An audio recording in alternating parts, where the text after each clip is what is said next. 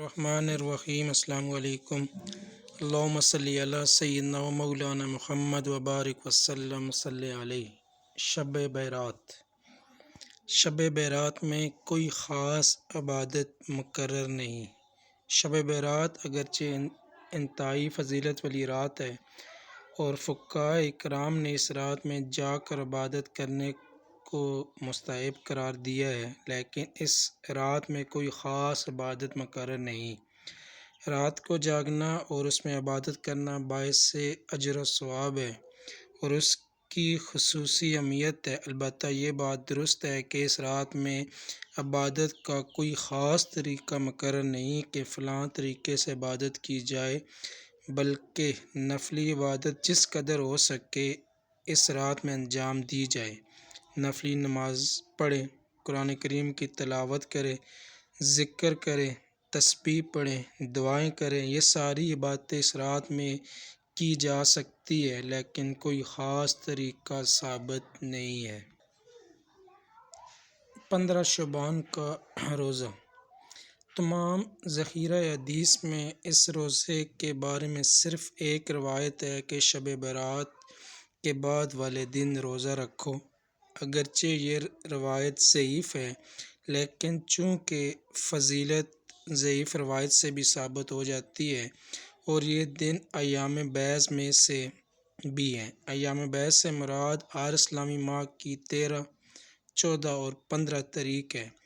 آپ صلی اللہ علیہ وآلہ وسلم ہر ماہ ان 3 دنوں میں روزہ رکھنے کا اہتمام فرماتے تھے، اس لیے نفل روزے کی نیت سے 15 شعبان کا روزہ نہ تو فرض ہے، نہ ہی واجب اور نہ ہی سنت مؤکدہ، زیادہ سے زیادہ یہ مستحب ہے، لیکن اس دن کے روزے کو باقاعدہ سنت قرار دینے سے اعتراض کرنا چاہیے۔ ایک مسئلہ شب برات کے بعد والے دن یعنی 15 شعبان کے روزے کا بھی ہے، اس کو بھی سمجھ لینا چاہیے۔ وہ یہ کہ سارے ذخیرہ حدیث میں اس روزے کے بارے میں صرف ایک روایت ہے کہ شب برات کے بعد والے دن روزہ رکھو، لیکن یہ حدیث ضعیف ہے، لہذا اس روایت کی وجہ سے خاص اس 15 شعبان کے روزے کو سنت یا مستحب قرار دینا بعض علماء کے نزدیک درست نہیں۔ البتہ پورے شعبان کے مہینے میں روزہ رکھنے کی فضیلت ثابت ہے، یعنی یکم شعبان سے 27 شعبان تک روزہ رکھنے کی فضیلت ثابت ہے، لیکن 28 اور 29 شعبان کو روزہ رکھنے سے نبی کریم صلی اللہ علیہ وسلم نے منع فرمایا ہے کہ رمضان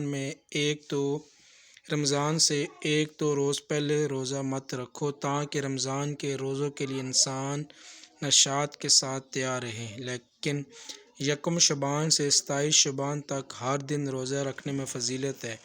دوسرا یہ کہ 15 شعبان ایام بیض میں سے بھی ہے اور نبی کریم صلی اللہ علیہ وآلہ وسلم ہر ماہ کے ایام بیض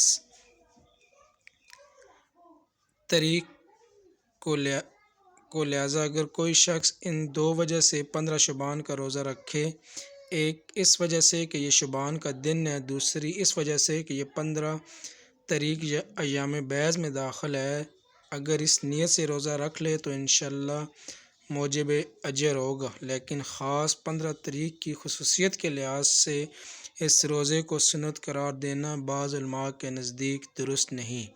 اسی وجہ سے اکثر فقہاء اکرام نے جہاں مستحب روزوں کا ذکر کیا ہے وہاں محرم کے 10 تاریخ کے روزوں کا ذکر کیا ہے، یوم عرفہ کے روزے کا ذکر کیا ہے، لیکن 15 شعبان کے روزے کا علیحدہ سے ذکر نہیں کیا، بلکہ یہ فرمایا کہ شعبان کے کسی بھی دن روزہ رکھنا افضل ہے۔